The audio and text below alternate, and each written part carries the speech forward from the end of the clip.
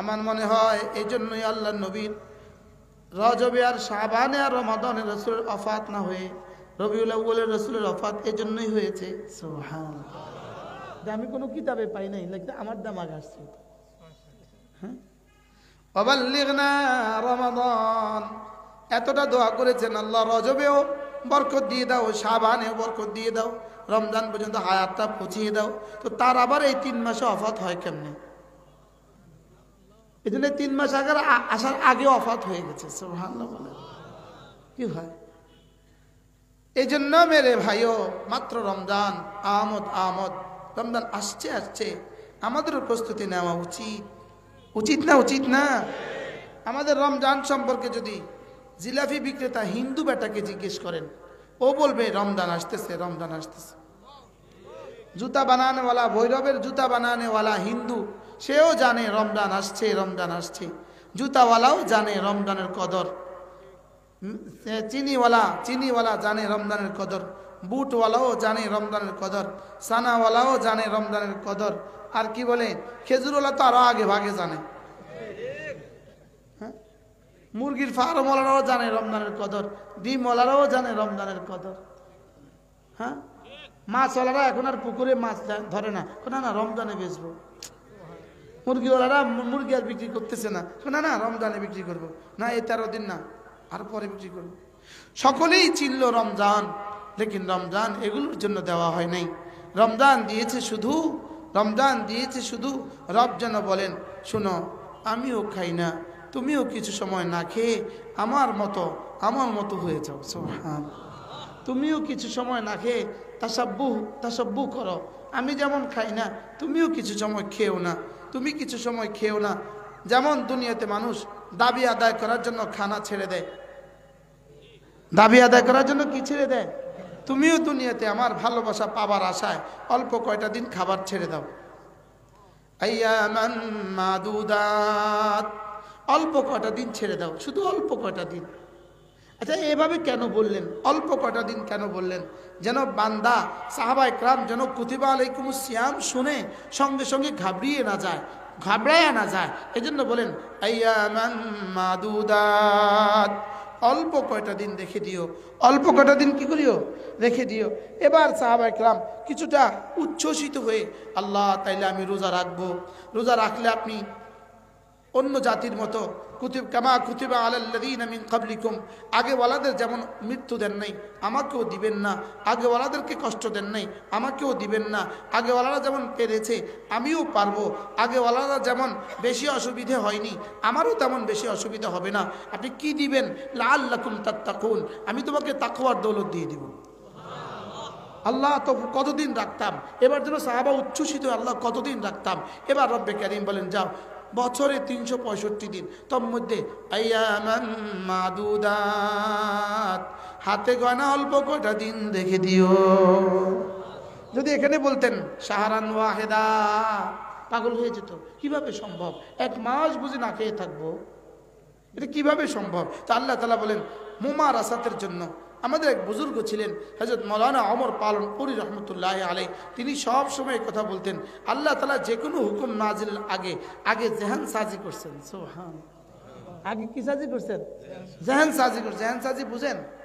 আমাদের একটা হিন্দু টিচার ছিল, হিন্দু মাস্টার, দোয়াও করা যাচ্ছে না। আমরা তার কাছে ইংরেজি পড়তাম, অঙ্ক পড়তাম। তো স্যারে কঠিন অঙ্ক আসার আগে, যেদিন কঠিন অঙ্ক হইতো, স্যার বলতো, এই ছেলেরা শোনো, তোমরা না অনেক ভালো। আমরা বলতাম এখন একটা কঠিন অঙ্ক আসবে, তোমরা তো অনেক ভালো ছেলে, তোমরা সব পারো। তোমরা কি পারো? সব পারো। এটাকে বলে জেহান সাজি করা। তো আল্লাহ তাআলাও আমাদেরকে যেখানেই কঠিন কিছু বলেছেন সেখানে আগে ফার্ম পট্টি দিয়েছেন। সুবহানাল্লাহ। হযরত রহমতুল্লাহ আলাইহি, হযরত মাওলানা ইনামুল হাসান সাহেব রাহিমাহুল্লাহ বলেন, আল্লাহ তাআলা এই মুমারাসাত পয়দার জন্য একটা কঠিন সিদ্ধান্তের আগে আল্লাহ তাআলা এমন একটা শব্দ বলেছেন, সবাইকে খুশি করে দিয়েছেন। যেমন আমার স্যার বলতেন, তোমরা তো অনেক ভালো ছাত্র। তো আল্লাহ তাআলা বলেন, কুনতুম খায়রা উম্মাহ, তোমরা না অনেক ভালো জাতি। আচ্ছা সুবহানাল্লাহ বলেন। কি ভাই, কি বলছে বলেন? কুনতুম খায়রা উম্মাহ, তোমরা না শ্রেষ্ঠ জাতি, তোমরা না অনেক ভালো, তোমরা না অনেক ভালো, তোমরা না অনেক ভালো। তবে কাজ আছে তোমাদের। এই কি বলে, আজীব না? তা'মুরুনা বিল মারুফ ওয়া তানহাউনা আনিল মুনকার সুবহানাল্লাহ ওয়া তু'মিনুনা বিল্লাহ। তোমরা না অনেক ভালো, তোমাদের দুটো কাজ, এক নম্বরে তোমাদের কাজ হলো ইবাদত, দুই নম্বরে তোমাদের কাজ হলো দাওয়াত। ইবাদত কেন? ইবাদত কেন? ওমা খালাকতুল জিন্না ওয়াল ইনসা ইল্লা লিয়াবুদুন। ইবাদত কেন? মানুষ হিসাবে তোমার জিম্মাদারি ইবাদত, আর কুনতুম খায়রা উম্মাহ, উম্মাহ হিসাবে জিম্মাদারি দাওয়াত। মানুষ হিসাবে জিম্মাদারি কি? জোরে বলে। মানুষ হিসাবে জিম্মাদারি কি? ইবাদত। আর উম্মত হিসাবে জিম্মাদারি কি? দাওয়াত। আগের উম্মতের উপরে শুধু ইবাদত জিম্মাদারি ছিল, লেকিন আমাদের জিম্মাদারি কয়টা বলেন? কি কি? ইবাদত, দাওয়াত। আবার বলেন, ইবাদত, দাওয়াত। আমাদের জিম্মাদারি দুটা। উম্মত হিসাবে আমাদের জিম্মাদারি দাওয়াত, আর মানুষ হিসাবে আমাদের জিম্মাদারি কি বলেন? আমাদের জিম্মাদারি ইবাদত। গরুর কোনো জিম্মাদারি নাই পৃথিবীতে, গরুর কোনো জিম্মাদারি নাই, ছাগলের কোনো জিম্মাদারি নাই, ইয়াহুদির কোনো জিম্মাদারি নাই, নাসারার কোনো জিম্মাদারি নাই, হিন্দুর কোনো জিম্মাদারি নাই, লেকিন আমাদের জিম্মাদারি আছে। গরু শুধু খায়, ঘুমায়, বাচ্চা দেয়, এই তিনটা ছাড়া গরুর আর কোনো জিম্মাদারি নাই। ছাগলে খায়, ঘুমায়, বাচ্চা দেয়, এই তিনটা ছাড়া ছাগলের আর কোনো জিম্মাদারি নাই। ইয়াহুদি খায়, ঘুমায়, বাচ্চা দেয়, এর সাথে ওর একটা কাজ আছে, শুধু কর্ম, শুধু কর্ম, শুধু কর্ম। নাসারার খায়, ঘুমায়, বাচ্চা দেয়, এর সাথে আরেকটা কাজ আছে, শুধু কাজ, শুধু কাজ, শুধু কাজ। লেকিন আমরা মুমিন, আমাদের দুটো কাজ, আমাদের দাওয়াত, আমাদের ইবাদত। ওদের কর্ম আছে, আমাদেরও কর্ম আছে। ওদের ধর্ম নাই, আমাদের ধর্ম আছে। কি ভাই? ওদের কি আছে বলেন? এটা ইহুদিদের কাছে কোনো কি নাই, কাজ আছে না নাই বলেন? ইহুদিদের কাছে কাজ আছে না নাই? নাসারাদের কাছে কাজ আছে না নাই?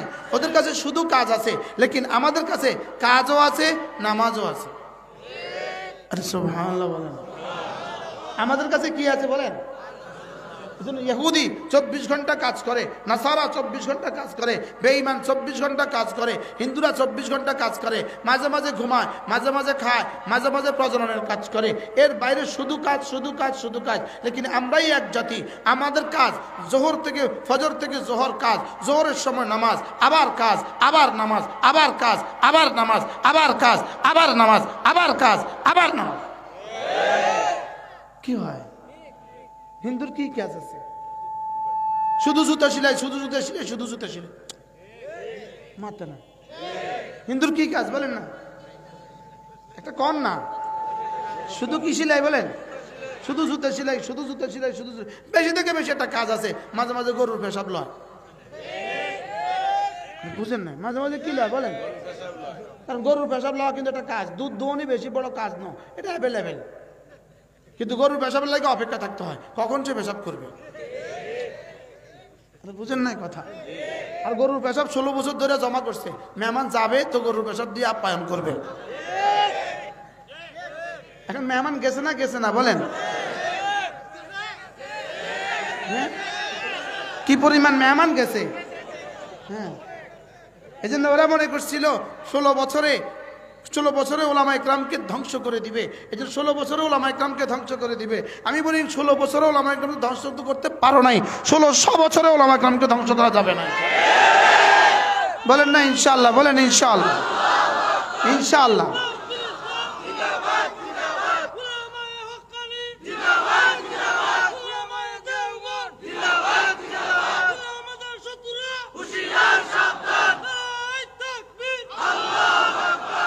ওরা মনে করছে আমাদের উপরে পাবন্দি লাগায় লাগায়া, আমাদের মাহফিলের উপরে পাবন্দি, আমাদের নুরানি মাছের উপরে পাবন্দি, আমাদের হেফসখানার উপরে পাবন্দি, আমাদের মাদ্রাসাগুলোর উপরে পাবন্দি, আমাদের বক্তাদের উপরে পাবন্দি দিছে না, দিছে না বলেন? এরপরে আয়নাঘরের জুলুম, নিপীড়ন, নির্যাতন তো আছে, লেকিন আলহামদুলিল্লাহ একটা মাদ্রাসাও বন্ধ হয় নাই। আজকের বাংলাদেশে আওয়ামী লীগের একটা অফিসও নাই।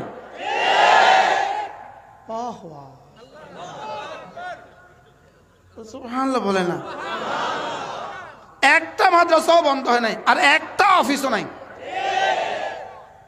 একজন আলেমেরও কিছু হয় নাই, আর তাদের একটা নেতা কর্মীও নাই।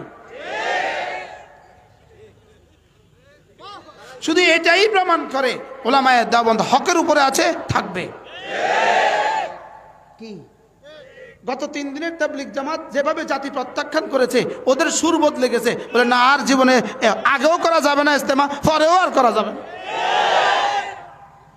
কি হয়?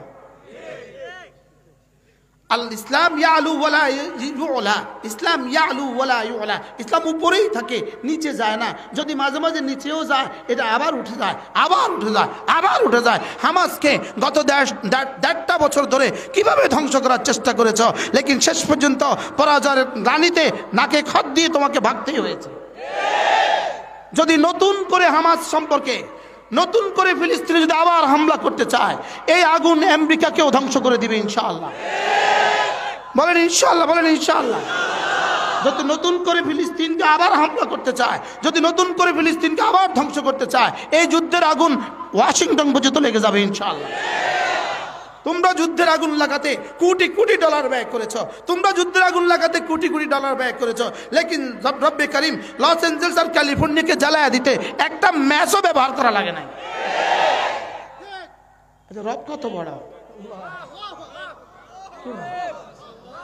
তোমরা জ্বালাতে কত বিলিয়ন ডলার খরচ করেছো?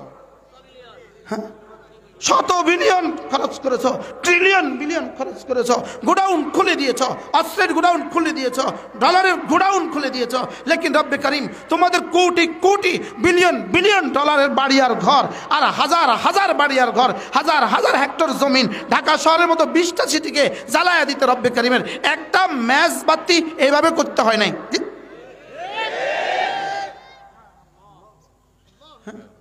বাচ্চা কি পড়লো? হাসবুনাল্লাহ। বাচ্চা কি পড়লো? হাসবুনাল্লাহু ওয়া নি'মাল ওয়াকিল, হাসবুনাল্লাহু ওয়া নি'মাল ওয়াকিল, নি'মাল মাওলা ওয়া নি'মান নাসির। যালিকা বিআন্নাল্লাহা মাওলাল্লাযীনা আমানু ওয়া আন্নাল কাফিরিনা লা মাওলা লাহুম। নেতানিয়াহুদের কোনো মাওলা উপরে নাই, ওদের মাওলা নিউ ইয়র্কে, ওদের মাওলা ওয়াশিংটনে, এদের মাওলা ছিল দিল্লিতে, আমাদের মাওলা আরশ আজিমে। ইসরায়েলের মাওলা কোথায়? ওয়াশিংটন। আওয়ামী লীগের মাওলা কোথায়? এজন্য সুম্মা ইলাইনা তুরজাউন। নেতানিয়াহু, তুমি গিয়েছো ট্রাম্পের কাছে, আমাদের হাসিনা, আমাদের জনাবা হাসিনা, আমাদের মহিষী হাসিনা, ভাগলপুরিনী হাসিনা, লেডি ফেরাউন হাসিনা, তুমি গিয়েছো তোমার প্রভুর কাছে, আমরা যাব সুম্মা ইলাইনা তুরজাউন। আজীব মিল। আমরা কোথায় যাবো ইনশাআল্লাহ? এক যাওয়া বন্ধু তার বন্ধুর কাছে যাওয়া, আরেক যাওয়া দাগি আসামি জজের কাছে যাওয়া। যাওয়া যাওয়া কয় যাওয়া বলেন? এক যাওয়া, আমরা যাব আমাদের বন্ধুর কাছে, আমরা যাব আমাদের কার কাছে? এজন্য আল মাউতু তুহফাতুল মুমিন, আল মাউতু তুহফাতুল মুমিন, মৃত্যু হলো মুমিনের জন্য তোহফা। সুবহানাল্লাহ। এজন্য তোমরা মনে করেছ 50,000 ফিলিস্তিনিকে হত্যা করে তোমরা চিরবিজয়ী হবা না। যারা নিহত হয়েছে তারা চলে গেছে জান্নাতুল ফেরদৌসে, যারা বেঁচে আছে তারা হয়ে গেছে গাজী। তোমাদের যারা নিহত হয়েছে তারা গেছে জাহান্নামে, আর যারা জীবিত আছে মওত পর্যন্ত পরাজয়ের গ্লানি। কি ভাই, আমাদের আল্লাহ গেছে কোথায়? আমাদেরগুলো কোথায় গেছে বলেন? আমাদেরগুলো গেছে যেখান থেকে আসছে সেখানে, জান্নাত থেকে আসছে সেখানে। এই জন্য যদি এখন নতুন, আমার এখন বলতে ইচ্ছে হয়, গত 16 বছর থেকে আগামী বাংলাদেশকে কিয়ামত পর্যন্ত যারা শাসন করবে তারা সবক নেওয়া উচিত, তারা শিক্ষা নেওয়া উচিত।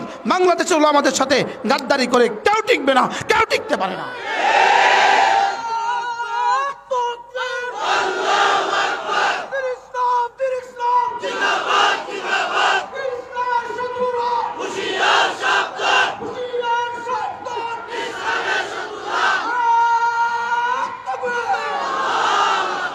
আমরা আল্লামা আহমদ শফি রাহমাহুল্লাহর ওই কথাকে আমি আপনাদের সামনে দায়িত্বহীন ভাষায় পুনরায় ঘোষণা দিচ্ছি। আল্লামা আহমদ শফি রাহমাহুল্লাহ বলতেন, মেম্বার তোমরা হও, চেয়ারম্যান তোমরা হও, এমপি তোমরা হও, মন্ত্রী তোমরা হও, প্রধানমন্ত্রী তোমরা হও, এটা নিয়ে আমাদের কোনো টেনশন নাই। আমরা তো ওই দুনিয়ার জন্য করছি, আমরা তো ওই দুনিয়ার জন্য করছি। ثم رأيت إذ رأيت ثم رأيت نعيما وملكا كبيرا। আমরা তো 10 দুনিয়া বরাবর জান্নাতের জন্য করছি। দুনিয়াতে মেম্বার তোমরা হও, দুনিয়াতে চেয়ারম্যান তোমরা হও, দুনিয়াতে এমপি তোমরা হও, দুনিয়াতে মন্ত্রী তোমরা হও, দুনিয়াতে প্রধানমন্ত্রী তোমরা হও, আমাদের এই নিয়ে কোনো টেনশন নাই। তবে খবরদার আমাদের মাদ্রাসা আমাদের মসজিদের দিকে কেউ চোখ তুলে তাকাতে পারবে না। আমাদের মেম্বার হওয়ার দরকার না।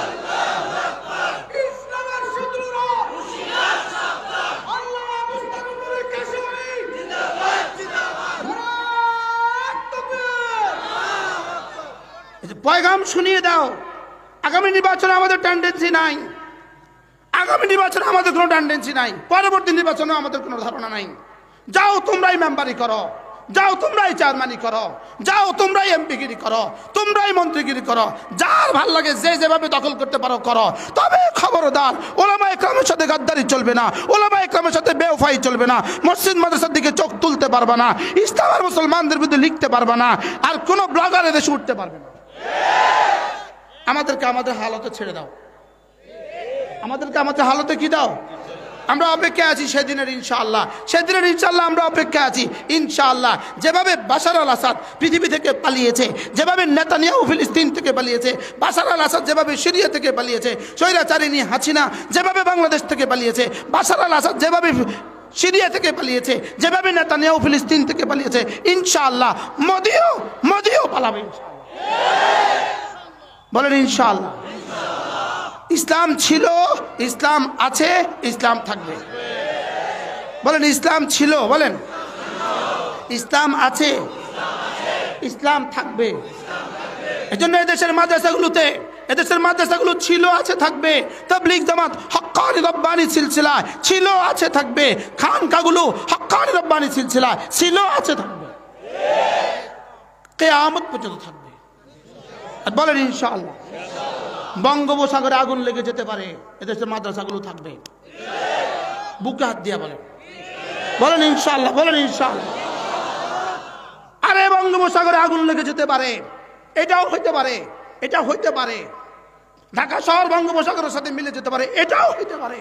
লেকিন এদেশের উলামারা থাকবে, এটা হবে ইনশাআল্লাহ। বলেন ইনশাআল্লাহ। আমাদের মাদ্রাসাগুলো থাকবে, এটা আমাদেরকে 16 বছরে রব্বে কারীম আমাদেরকে এটা প্রমাণ সহ বুঝিয়ে দিয়েছে। না আমাদের কারো কণ্ঠ এখন এখানে থাকতো না। কি কত লেখা, একদিন এসে বলতো লেখেন, এখানে লেখেন, আমি আর ওয়াজ করবো না। 2 নম্বর, আমি আর জীবনে তাকে কিছু বলবো না, আমি আর জীবনে আওয়ামী লীগকে কিছু বলবো না, আমি আর ভারতকে কিছু বলবো না। সব লেখা লাও, দস্তখত লাও। এখন তোমরা নাই, আমরা আছি।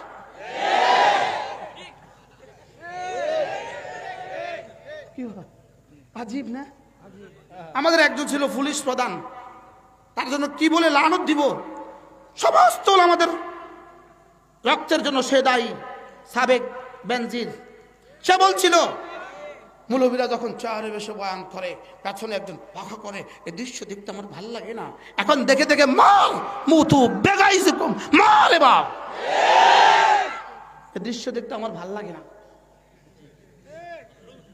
আমি তখনও বলছি, আমি যেদিন সে বক্তৃতা, আমি তখনও বলছি বেনজির সাহেব সেদিন আসবে, তুমি পিছনে দাঁড়িয়ে দাঁড়িয়ে বাঁকা করবা।